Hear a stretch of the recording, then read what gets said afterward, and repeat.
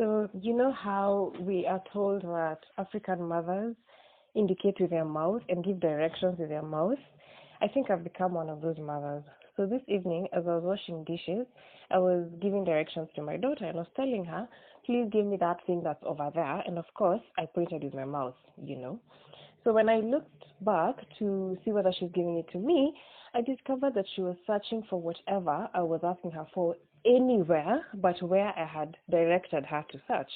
And I wondered, really seriously, you're missing it because you're not looking at me. You are not looking at me, dear child. You should look at me so that you know where I am leading you to go and do whatever I've asked you to do. And it hit me right there.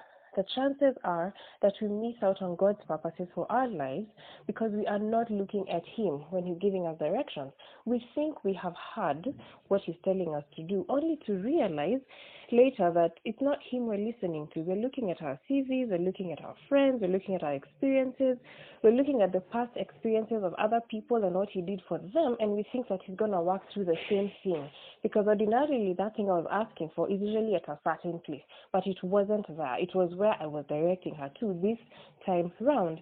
And many times I believe we miss our purposes because we are looking at other people and other things.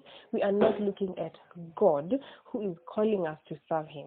We are not looking at Him, and we need to look at Him. Otherwise, we're going to keep on missing out on the purpose that He has for us. We're going to keep on missing out on the opportunities that He has for us simply because we do not have that connection with Him, the one that helps us know that this is the right thing, just like Mary had chosen the right thing. The relationship that allows us to hear the voice behind our ear telling us, this is the way, walk ye in it. We keep on missing out on that because when He starts to speak, we turn around to get confirmations from our environment, from our friends, from our families, from our experiences, from our resumes, and we think that those things are going to back up what God is asking us to do. But we're going to keep on missing out on that thing. We're going to keep on missing out on the purpose that God is calling us for, on what He's calling us to do, the direction He's sending us into, the place He wants us to go, because we think that we already know. There's a song that says we should look and live, yeah? Look and live, my brother, live. Look to Jesus now and live.